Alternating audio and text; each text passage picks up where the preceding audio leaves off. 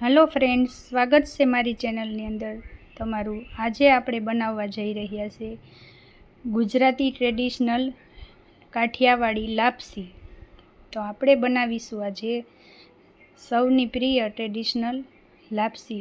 તો એને કેવી રીતે બનાવવી હું તમને બધા જ મેજરમેન્ટ સાથે બતાવીશ। તે સ્વાદમાં પણ ખૂબ જ સરસ બને છે, એકદમ ટેસ્ટી ખાવામાં રહેશે અને ખૂબ જ હેલ્ધી પણ રહેશે। તો ચાલો આપણે બનાવવાનું શરૂ કરીએ। આપણે અહીં બધી જ વસ્તુ તૈયાર કરી લીધી છે। જે વસ્તુ અહીં સામગ્રીની જરૂર પડશે તે બધું અહીં તૈયાર કર્યું છે। તો ચાલો કરીએ। ચાલો, અહીં આપણે ઘઉંનો કરકરો લોટ લેવાનો છે, જાડો કરકરો લોટ લેવાનો છે। 2 વાટકી મેં એનું માપ સેટ કરી લીધું છે। તો 2 વાટકી હું અહીં લઈશ ઘઉંનો જાડો લોટ। લાપસી બનાવવા માટે આપણે ઘઉંનો કરકરો લોટ જ લેવાનો છે, ઝીણો લોટ નથી લેવાનો। તો ચાલો આપણે બનાવવાનું ચાલુ કરીએ આપણી આજની આ રેસીપી। તો અહીં મેં 2 વાટકી જેટલો જાડો કરકરો લોટ લઈ લીધો છે। હવે આપણે તેમાં મોણ દેવા માટે 1 નાની વાટકી તેલની લીધી છે, તે આપણે થોડું થોડું કરીને ઉમેરીશું। એમાં મેં અડધાથી વધારે નાખી દીધું છે ને એને બરાબર આપણે મિક્સ કરી લેવાનું છે। અહીં એક મોણ દેવાની ખાસિયત છે, જે ઓછું પડી જશે તમારાથી તો પણ તમારી લાપસી સારી નહીં બને, એટલે કે ગાંઠા થઈ જશે અને એકદમ છૂટી છૂટી દાણા જેવી નહીં બને। એટલે આપણે આ લાપસી બનાવવા માટે મેઇન ઇન્ગ્રીડિયન્ટ્સનું ધ્યાન રાખવું હોય તો આપણે તેમાં મોણ દેવાનું ખૂબ જ ધ્યાન રાખવાનું છે। એટલે કે જો આપણે એને સારી રીતે મોણ દઈશું અને સરસ એકદમ માપ સાથે દઈશું તો બરાબર પરફેક્ટ આપણી લાપસી બનીને તૈયાર થશે, એકદમ છૂટી છૂટી દાણા જેવી બનશે। એટલે કે આ મોણ દેવાની જ આમાં ખાસિયત છે। એટલે બરાબર મિત્રો ધ્યાન રાખીને તમે અમારો પૂરો વિડીયો જોજો, એટલે તમને બધી ખબર પડી જાય। હું આમાંથી પાછું 2-3 ચમચી જેટલું 1 વાટકી લીધું હતું તેલ એમાંથી નાખી રહીશું।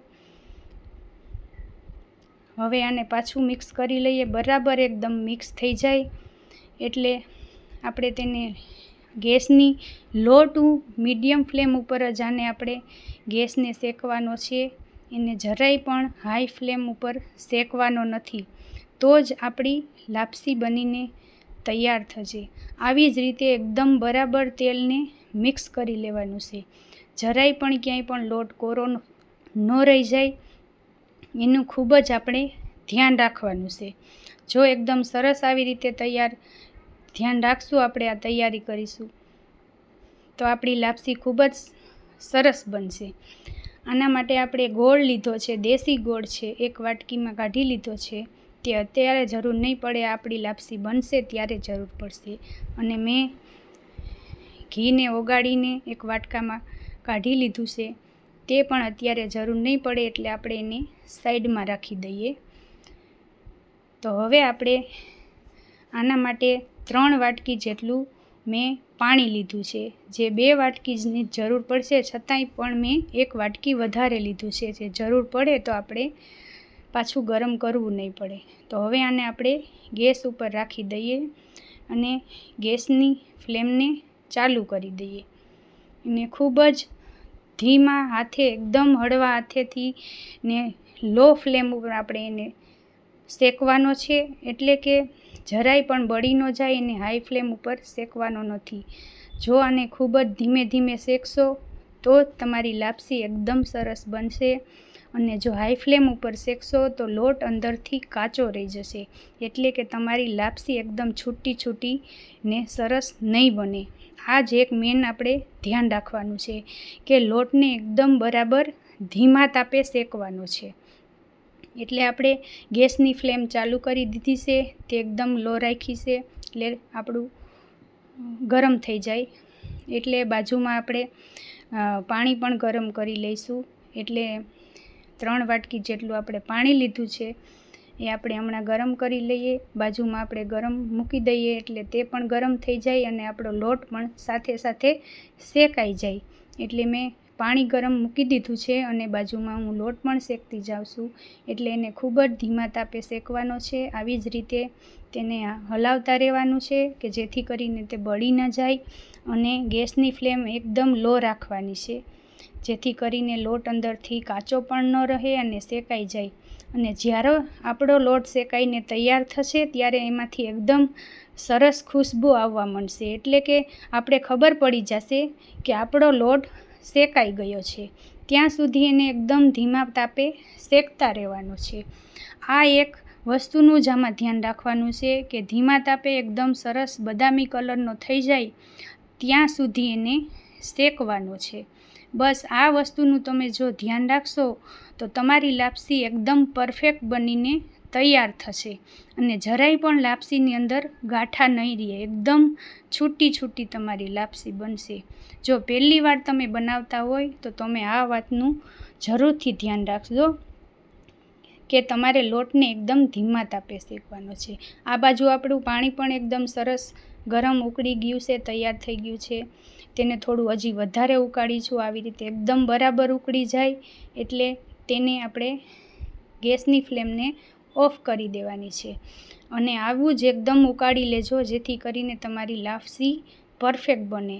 આ બાજુ આપણો લોટ પણ એકદમ સરસ બદામી થઈ ગયો છે, શેકાઈ ગયો છે, ખૂબ જ સરસ એકદમ શેકાઈને તૈયાર થઈ ગયો છે જેથી કરીને આપણી લાપસી પણ જરાય પણ કાચી, લોટ કાચો ન રહે એટલે લાપસી પણ સ્વાદમાં ખૂબ જ સરસ લાગશે.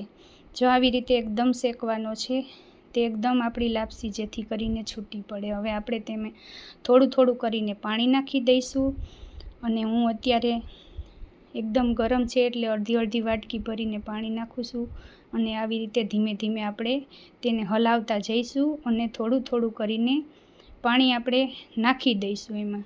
અત્યારે મેં એમાં 2 વાટકી જેટલું પાણી નાખી દીધું છે, અને આવી રીતે ધીમે હલાવતા રહીશું. ને જો જરૂર પડે તો આપણે પાછું એમાં પાણી થોડું એડ કરીશું, પણ આપણે એમાં 1/2 વાટકી જેટલું પાણી એડ કર્યું છે. અને જો આપણી આ લાપસી એકદમ છૂટી પડવા લાગી છે, ધીમે આવી રીતે શેકતું રહેવાનું એટલે તે એકદમ સરસ છૂટી પડી જશે. જો આવી રીતે એકદમ છૂટી પડી જાય એટલે તમારે ધીમે હજી આને થોડીક વાર શેકવાનું છે, અને વચ્ચે તમારે ચેક કરતું રહેવાનું છે કે આપણી લાપસી છૂટી પડી ગઈ કે નહીં, તેમાં ગાંઠા નહીં રહે. જો તમે બરાબર આમાં મોણ નાખશો અને બરાબર એકદમ ધીમા તાપે શેકીને તૈયાર કરશો ને તો તમારી લાપસી પણ આવી એકદમ પરફેક્ટ બનીને તૈયાર થશે. જો તમે ક્યારેય આવી લાપસી ન બનાવી હોય તો તમે પણ મારી આ રીતને ફોલો કરી ને તમે પણ એક વખત જરૂરથી બનાવજો, અને ઘરમાં બધાને તમે ખવડાવજો. તમને ક્યારેય પણ ઘરમાં મીઠું ખાવાનું મન થાય તો તમે આ લાપસીને એક વખત જરૂરથી ટ્રાય કરજો. અને જો તમને આ લાપસી મારી બનાવવાની રીત એકદમ ફોલો કરશો તો તમારી પણ લાપસી એકદમ આવી જ સરસ બનશે. માટે હવે આપણી આ લાપસી બનીને તૈયાર થઈ ગઈ છે, તો ચાલો આપણે એને હવે ગેસની ફ્લેમ ઓફ કરીને નીચે ઉતારી લઈએ, અને એકદમ થોડી વાર ધીમા હલાવતા રહેવાનું છે. તો થઈ ગઈ છે ને ફ્રેન્ડ્સ આપણી એકદમ સરસ લાપસી બનીને તૈયાર. તો ચાલો હવે આપણે એને સર્વ કરીએ. માટે આપણે આ ટ્રેડિશનલ લાપસીને આપણે ટ્રેડિશનલ લુકથી જ આપણે એને સર્વ કરીશું. તો અહીં મેં 2 કાંસાના ભાણાની અંદર હું એને સર્વ કરી રહી છું. તો ચાલો આપણે આ લાપસીને સર્વ કરીએ એકદમ ટ્રેડિશનલ લુક સાથે. તો મેં અહીં 2 ભાણામાં લાપસી. તો ફ્રેન્ડ્સ હવે આપણે તેમાં ગોળ અને ઘી નાખીશું, અને પછી આપણી આ લાપસી ખાવા માટે તૈયાર છે. તો ચાલો ફ્રેન્ડ્સ, આપણી આજની આ લાપસીનો વિડીયો તમને કેવો લાગ્યો તે મને કોમેન્ટમાં જરૂરથી જણાવજો. અને તમને આ રેસીપીનો વિડીયો સારો લાગે તો વધુમાં વધુ તમારા ફ્રેન્ડ્સ અને ફેમિલી મેમ્બર્સ સાથે શેર કરો, લાઈક કરો અને સબસ્ક્રાઈબ કરો. જો તમને આ વિડીયો મારી રેસીપીનો સારો લાગ્યો હોય તો બાજુમાં રહેલા બેલ આઇકનને પ્રેસ કરો જેથી કરીને તમારે આગળની રેસીપીના વિડીયો તમારા સુધી પહોંચી શકે. આવી જ અવનવી રેસીપીના વિડીયો સાથે ફરી મળીશું.